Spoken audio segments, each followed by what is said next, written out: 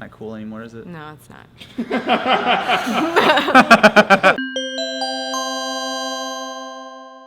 What's up, socials? Happy Savvy Tuesday. I'm at Vidcon 2013 with my good friend Austin Evans of the Austin Evans YouTube channel. You review tech and things and such. Tech and things and All such. the things that I don't know anything about. Today we're going to talk about something that is very important to me. You guys know I use a Canon PowerShot. I have not switched to a DSLR. I really like my PowerShot, and I really like that it's quick to use. Yeah. So today we're going to talk about the top 5 things that you need to know when you're transitioning into using a DSLR so you don't get freaked out by learner's curve like me. So Austin's going to teach both of us some things today. Hopefully. Yes, hopefully. So first we're going to talk about manual settings. Yeah, Let's go there, because I don't like auto anything. Yeah, so that's one thing that probably the biggest, like, as far as like learning curve, is learning how to use manual controls on a DSLR, because you can put it in auto mode, it has an auto mode, but you really don't want to do that. Yeah. The way to get the best footage out of it is just to do a couple simple manual controls. So there's a lot of stuff, and it can be really overwhelming, but really the main 3 things you need to look at are aperture, ISO, and shutter speed. Basically, aperture is just how much light is coming into the lens. There are reasons that you will want to close the aperture, open aperture, all that kind of stuff. Generally speaking though, leave it all the way open. So this, for example, the maximum aperture on this lens is f4.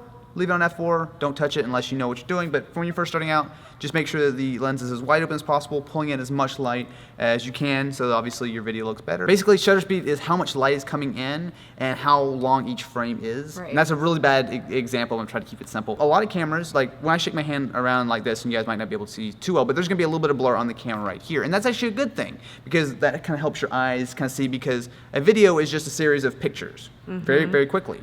And if you have like here, here, here, here, as opposed to a little bit of blur, it kind of pulls it all together. So generally speaking, when you're filming with a DSLR, you want to select a shutter speed of 1/60th of a second. That's a great overall thing. That's generally what, you know, most cameras will be able to do, and it will look really good. Obviously, sometimes you can experiment. Like if you're filming in a very dark place, turning that down will be a great way to get a little bit more light. If you're filming outside, you're probably going to want to have to, you know, crank the shutter speed up. But generally speaking, 1/60th of a second shutter speed is going to be good to go. Now the last thing is going to be ISO. Now this one is kind of like, you know, when you go into Photoshop and you adjust like the brightness. Yeah. And you can crank the brightness up, but it'll start getting kind of bad. That's kind of what ISO is. So it's basically just digital gain. So when you turn the ISO up, your image or your video is going to look brighter.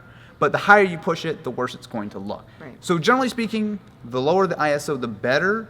However, don't be afraid to push it. So most DSLRs, ISO 1600 is going to be a good thing. Obviously, you want, if you can get lower, but for example, we're right here, we're probably filming at what, like ISO 800 or something, and it's gonna be fine. So the ISO is kind of what I use to expose. So usually I'll leave the aperture wide open, set to 1/60th of a second, and to actually get the right kind of balance of, you know, brightness and exposure and all that kind of stuff, just adjust with the ISO. So that's really the main thing, is if you're just starting, use the ISO, kind of say, okay, you know what, it's a little too dark, you know, bring it up a notch. Oh, a little too bright, bring it back down a notch. That's the main thing you want to use for exposure. Leave everything else pretty much the same way, and it gets you some really nice footage without having to go all kinds of crazy and, you know, learn how to tweak every little tiny setting on your camera. Okay, so now we have our settings. So the second thing we need to know is manual focus. Yes. On that crazy lens of Yeah, yours. so manual focus is another thing you really do need to learn with DSLRs. This is actually probably one of the bigger things as far as like the learning curve. With normal cameras, you point at it and it handles it, right? It figures out the focus and everything. But with a DSLR, for taking pictures, yeah, it's got great autofocus. For video, not so much. There's a lot of glass in here, you gotta move it, all that kind of stuff. So basically, you really need to learn how to use manual focus with the DSLR.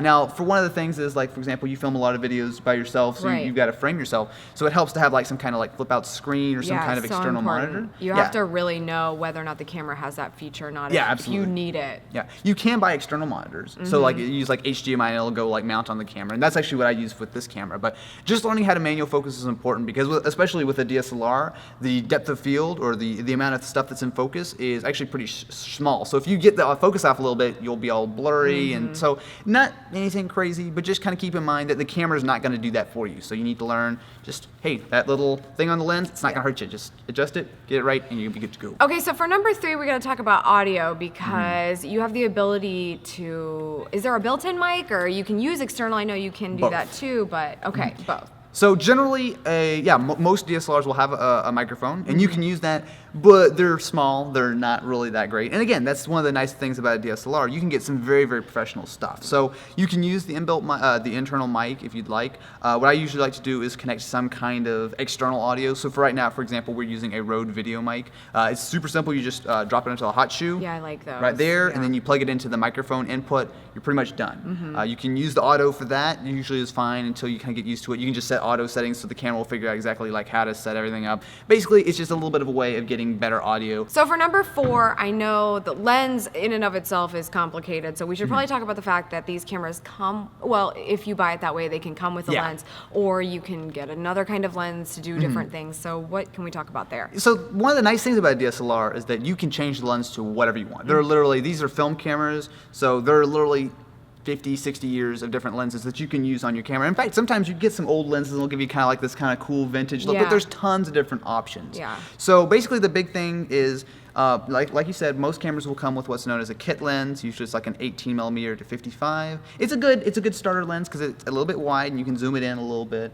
But generally speaking, you're going to want to step up to some higher end glass that kind of will give you better looks, because one of the big things is with the DSLR, the lens is a huge part of it. Right, so you can just look at the specs or whatever, but sometimes the lens, it might look totally identical to something that costs a tenth of the price, but you actually put it on the camera, you'll see it's clearer, it's crisper, it pulls in more light, it's something, but generally speaking, lenses are very important. One of the big things that I love, especially if you're first getting into a DSLR, is to use the kit lens that comes with it. It's generally about $100 if it doesn't come with your camera.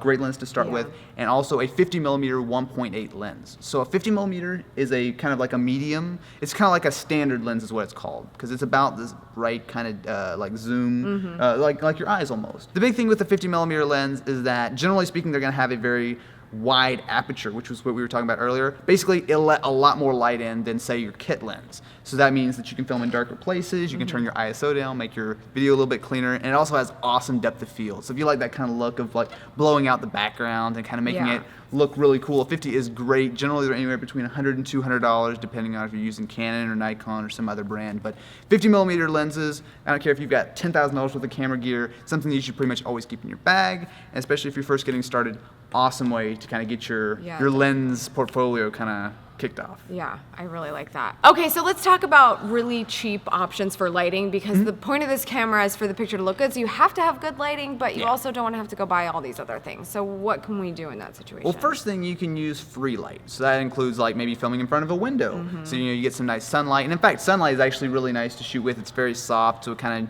of generally kind of makes you or your subject I feel look a little like the bit better. sunlight that I use in my videos has actually made my camera seem like a better camera. Oh, absolutely. Lighting is huge. Yeah. Yeah, so that's one big thing. Another free option is film, maybe if you have like a kitchen with a lot of like nice lights, or you have some lamps or whatever, that kind of stuff, because while lighting is important, lighting is everywhere. You know, every single room in your house has some lights here and there. One thing is, though, to keep in mind is that, like, for example, some lights and some things are very orangey, and that can kind of come off bad on videos, especially like most like ceiling fans and that kind of stuff will have this very warm light, which doesn't really work with cameras. It makes you look kind of all gross. Yeah, exactly. So kind of pick the light, but generally speaking, you're gonna have lots of like desk lamps and all that kind of stuff, which work just fine for video. There are also some very cheap kind of options. Like you can even go to like your hardware store and pick up like some shop lights. Usually those aren't that expensive. They can get hot, but it'll get you some nice cheap lights.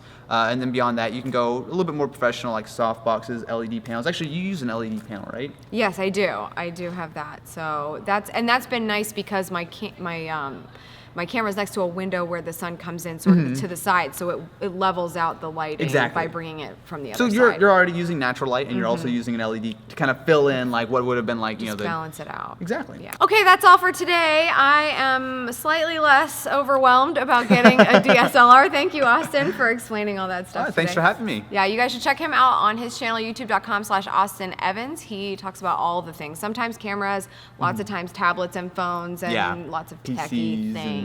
All that kind of fun stuff. So if you like that, his videos are incredible, so check him out. And if you enjoyed this, I hope you'll come back tomorrow for Sexy Wednesday. I have a special interview with Taco Bell and the sexy things they do for their social media. So subscribe and come back then. And do it.